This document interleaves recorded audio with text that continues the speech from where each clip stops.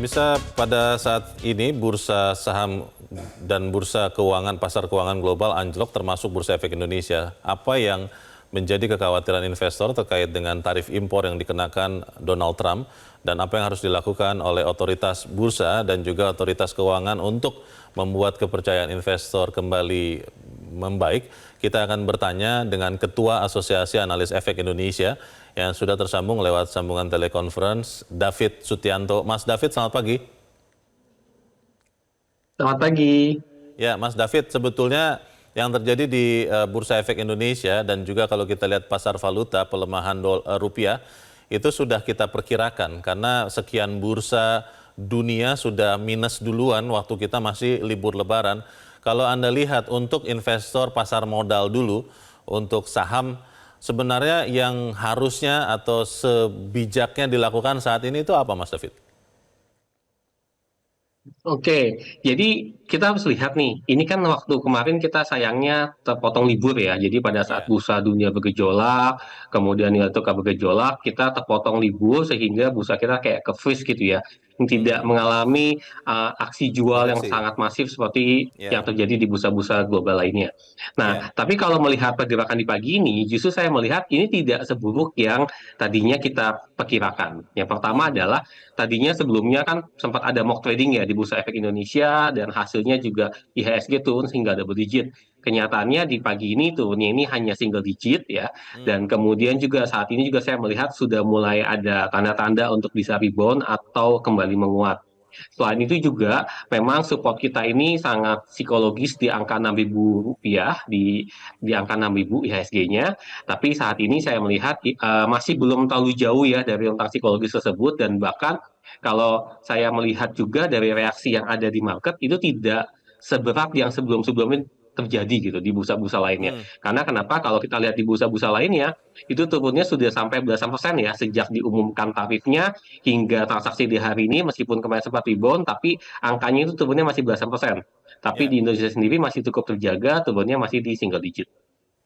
Kalau kita melihat sebetulnya IHSG, Mas David, tadi pagi itu bukannya open gap ya di 5.914, tidak melanjutkan penutupan sebelum libur Lebaran. Menurut analis-analis teknikal harusnya ini open gap akan tertutup. Tapi pertanyaannya, apa yang bisa membuat investor berani kembali melakukan buyback atau menyerok saham-saham yang sudah jatuh banyak ini?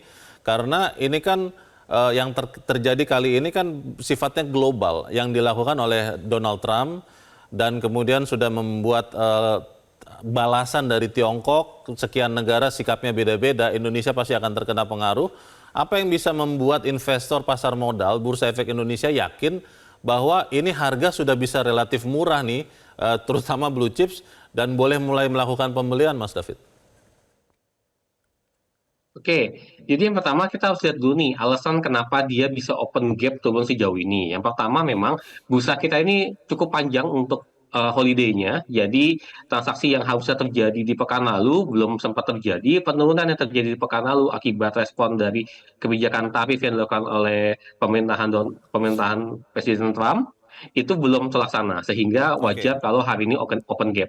Apakah open gap-nya akan tertutup nanti akan kita lihat ya. Tapi supposed to be pasti akan tertutup pada suatu saat karena kenapa? Karena kalau IHSG di bawah 6.000 ini sepengetahuan saya ini terakhir terjadi tahun 2021 atau masih waktu itu masih ada krisis COVID.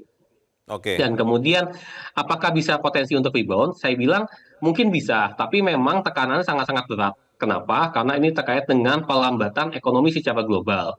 Ya. Nah, ekonomi secara global ini pasti akan melambat kalau terjadi yang namanya perang tarif.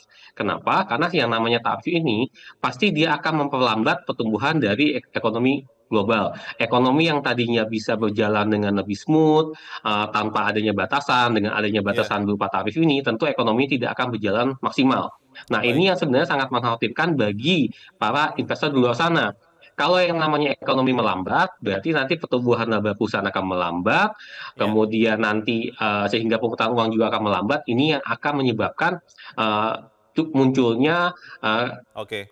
pesimisme dari investor terhadap dari Nah, kinerja emiten-emiten yang ada. Nah, tapi di sisi lain, uh, kami juga sebagai investor juga mengharapkan adanya stimulus-stimulus yang mungkin dapat dilakukan untuk bisa mengkompensasi potensi pelambatan ini. Jadi kan Ya, potensi pelambatan sudah jelas nih. ya, Untuk mengkonternya atau bisa menciptakan reboundnya, setidak-tidaknya harus ada sentimen-sentimen positif berupa stimulus mungkin yang akan baik. diberikan oleh Mas pemerintah David, masing-masing. Nah, dalam hal ini oke. kami melihat sejauh ini memang langkahnya cukup beragam ya yang dilakukan oleh negara-negara yang ada Mas di David, dunia ini. Vietnam itu sudah Perdana Menteri mengatakan membuat nol tarif yang diterapkan kepada Amerika Serikat dan itu disambut baik oleh Donald Trump. Mungkin Amerika Serikat tidak jadi mengimpos berapa 46% kalau tidak salah ke Vietnam. Kalau misalnya langkah serupa berani diambil oleh pemerintah Indonesia, katakanlah menolkan juga tarif impor barang-barang Amerika Serikat, itu akan membuat perubahan signifikan tidak ke ekonomi Indonesia dan juga ke bursa efek Indonesia ini, Mas David?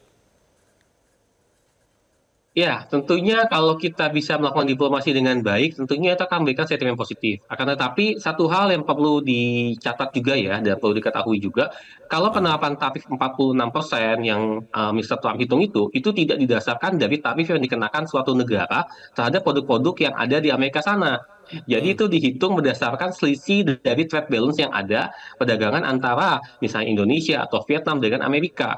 Nah, ya, inilah yang sebenarnya menjadi satu kekhawatiran tersendiri bagi para investor. Kenapa? hmm, Karena kebijakan ekonomi berupa tarif tidak didasarkan pada aspek-aspek yang lazim digunakan di dalam sistem perekonomian.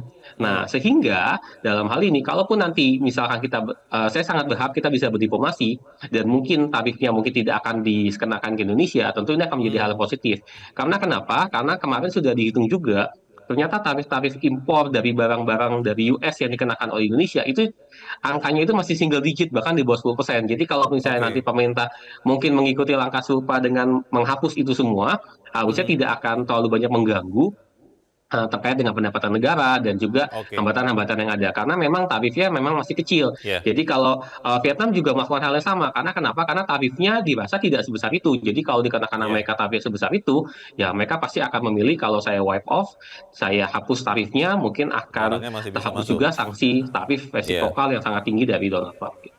Baik, kita tentunya menunggu nanti keputusan kalau tidak salah hari ini pemerintah Indonesia akan mengumumkan apa yang akan dilakukan persisnya dan semoga ini bisa mengembalikan lagi kepercayaan investor di pasar modal. Terima kasih Ketua Asosiasi Analis Efek Indonesia, David Sutantio sudah mencerahkan kami. Selamat pagi Mas David. Jelajahi cara baru mendapatkan informasi. Download Metro TV Extend sekarang.